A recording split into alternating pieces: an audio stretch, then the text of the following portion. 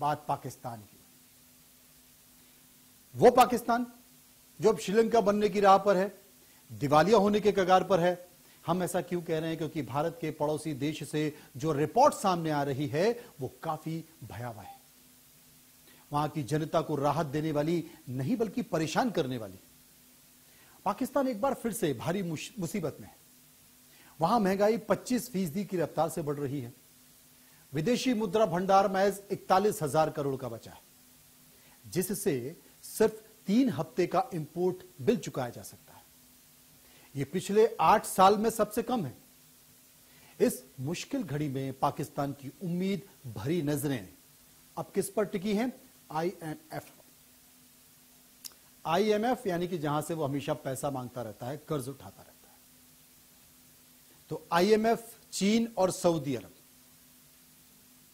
जब वो इस स्थिति में पहुंचता है तो इन तीनों पर उसकी निगाहें होती हैं। 5 जनवरी 2023 को द गार्डियन में लिखे एक लेख में पाकिस्तान के प्रधानमंत्री शहबाज शरीफ ने दुनिया भर के देशों में मदद की अपील की। पाकिस्तान के विदेश मंत्री इशाक डार ने भी प्रेस कॉन्फ्रेंस के जरिए बताया कि सऊदी अरब ने कुछ दिनों में सऊदी अरब से पैसे मिलने वाले। इसके ठीक बाद मंगलवार को सऊदी के क्राउन प्रिंस मोहम्मद बिन सलमान ने पाकिस्तान में $10 अरब के निवेश पर विचार करने का भरोसा दिया। हालांकि पाकिस्तान को इस समय किसी दूसरे देशों या संस्थाओं से कर्ज नहीं मिला, यह भी मैं आपको बताना चाहता हूं।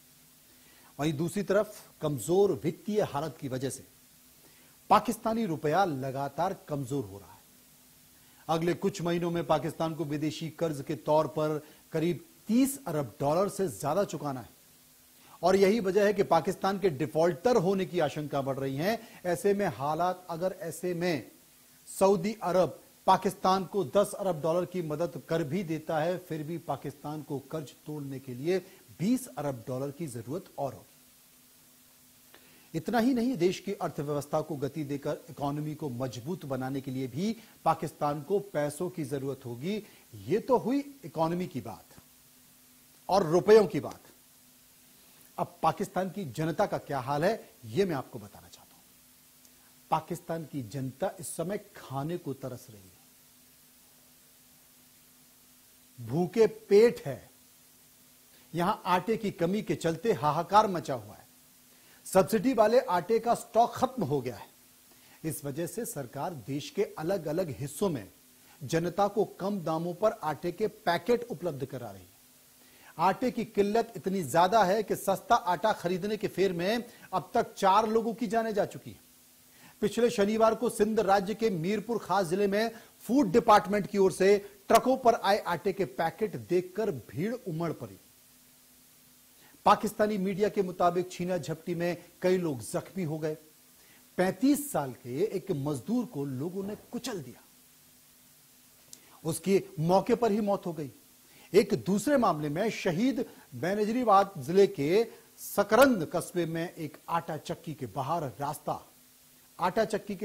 सस्ता आटा खरीदते वक्त भगदड़ मच गई। इससे 3 महिलाओं की मौत हो गई। सिंध में आटे की डिमांड ज्यादा है और सप्लाई बेहद कम है। सिंध और कराची में आटे की कीमत 140 से 160 रुपए प्रति किलोग्राम है। सब्सिडी रेट पर आटा 65 रुपए किलो बिक रहा है। हालात इस कदर खराब हैं कि लोग 5-5 किलो की बोरी के लिए लड़ रहे हैं और खैबर पख्तूनख्वा में हालात सबसे खराब है।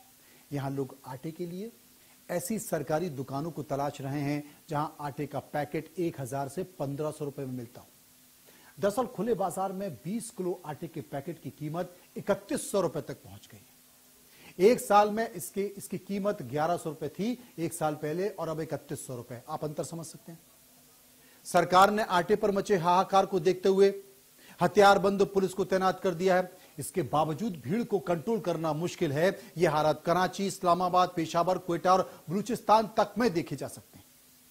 आटे के बाद पाकिस्तान में खाना पकाने के लिए लोगों को गैस सिलेंडर भी नहीं मिल पा रहे। गैस सिलेंडर की जगह प्लास्टिक थैलियों में भरी गैसों के इस्तेमाल का चलन बढ़ गया है।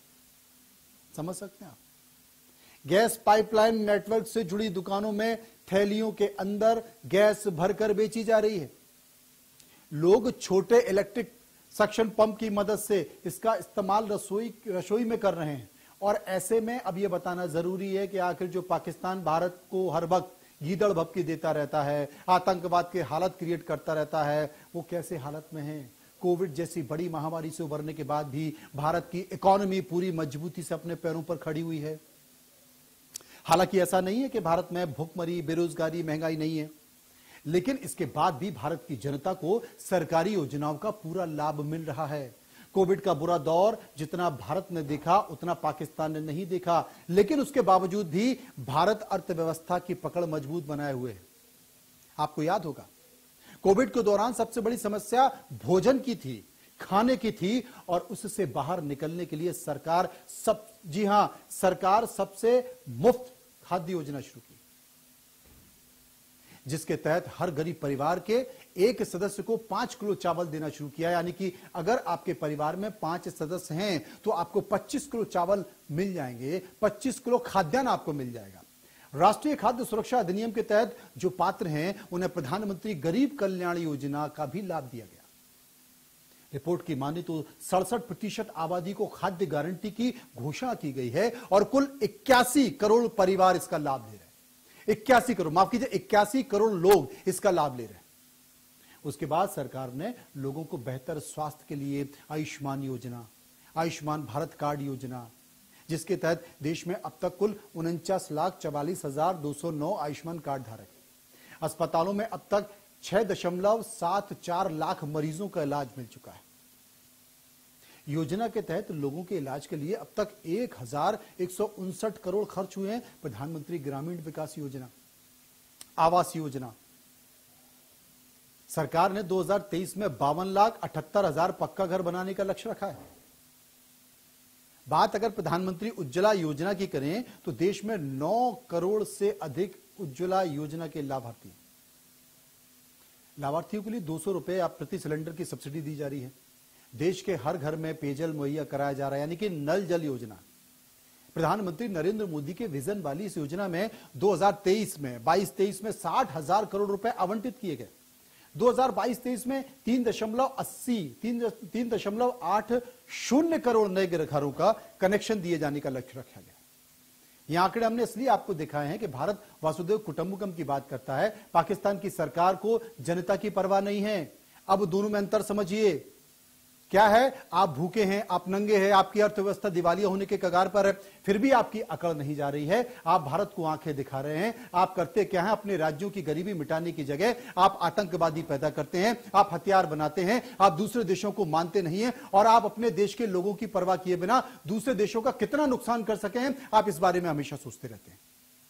भारत क्या करता है, वासुदेव कुटुंबकम की बात करता है। इसके पीछे का कारण क्या है। हिंदुस्तान में भी गरीबी है, ऐसा नहीं है कि हिंदुस्तान में गरीबी नहीं है, लेकिन सरकार की दूरदृष्टि, विकासवादी सोच और सरकारी योजना गरीबों के बारे में सोचती है। लिहाजा फर्क पड़ता है कि पाकिस्तान में हर आदमी को 5 किलो अनाज, राशन योजना, प्रधानमंत्री आवास योजना, आयुष्मान योजना, उज्ज्वला योजना, नल जल योजना। कोविड का एक दौर आया, तमाम तरह की बातें हैं, लेकिन उस दौर में लोगों के बारे में सोचने की कोशिश की। लेकिन पाकिस्तान में आटा नहीं मिल रहा है, रोटी नहीं मिल रही है, तो पहले रोटी के बारे में सोचिए, आतंकवादियों के बारे में मत सोचिए। भारत को अंतरराष्ट्रीय मंचों पर भला बुरा मत कहिए, आप अपने देश के लोगों के बारे में कम से कम सोच लीजिए, यही गुजारिश है।